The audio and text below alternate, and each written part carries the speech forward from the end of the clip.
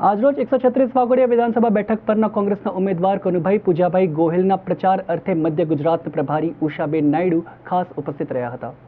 સમગ્ર દેશમાં ચૂંટણીના પડઘમ વાગી ચૂક્યા છે, ત્યારે દરેક પાર્ટીઓ દ્વારા ચૂંટણી પ્રચારમાં શરૂ કરી દેવાયો છે। વડોદરાની વાઘોડિયા વિધાનસભા બેઠક ઉપર કોંગ્રેસના ઉમેદવાર કનુભાઈ પૂંજાભાઈ ગોહિલ દ્વારા પણ ચૂંટણીનો પ્રચાર પ્રસાર શરૂ કરી દેવામાં આવ્યો છે। આજરોજ કોંગ્રેસના ઉમેદવાર કનુભાઈ પૂંજાભાઈ ગોહિલ દ્વારા વાઘોડિયા તાલુકાના વિવિધ ગામોમાં પ્રચાર પ્રસાર શરૂ કરવામાં આવ્યો હતો। કોંગ્રેસના ઉમેદવાર કનુભાઈ પૂજાભાઈ ગોહિલને ઠેર ઠેર આવકાર મળી રહ્યો છે। કનુભાઈ પૂજાભાઈ ગોહિલના પ્રચાર અર્થે આજરોજ મધ્ય ગુજરાતના પ્રભારી નાયડુ ખાસ ઉપસ્થિત રહ્યા હતા અને કનુભાઈ પૂજાભાઈ ગોહિલ જંગી બહુમતીથી જીતશે તેનો આશાવાદ વ્યક્ત કર્યો હતો। તો બીજી તરફ કોંગ્રેસના ઉમેદવાર કનુભાઈ પૂજાભાઈ ગોહિલ દ્વારા ભારતીય જનતા પાર્ટીના ઉમેદવાર ઉપર ટિપ્પણી કરતા જણાવ્યું કે આ વખતે તેમને વાઘોડિયાની જનતા સ્વીકારશે જ નહીં અને તેઓ વાઘોડિયા વિસ્તારના વિવિધ ગામોમાં પ્રચાર અર્થે પણ લઈ જઈ શકે તેમ જણાવ્યું હતું।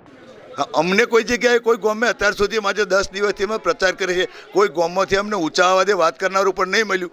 ઉમળકા ભેર લોકો ઘરમાંથી નીકળી અને હાર પહેરાઈને અમારું સ્વાગત કરે છે।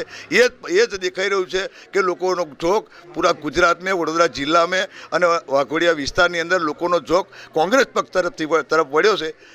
એટલે સમગ્ર જિલ્લો, સમગ્ર તાલુકો કોંગ્રેસની પડખે રહેશે અને શહેર અને જિલ્લાની અને વાઘોડિયા વિસ્તારની જનતા खोबे खोबे वातालसी અને કોંગ્રેસનો વિજય થશે એમાં કોઈ મીનમેક નહીં।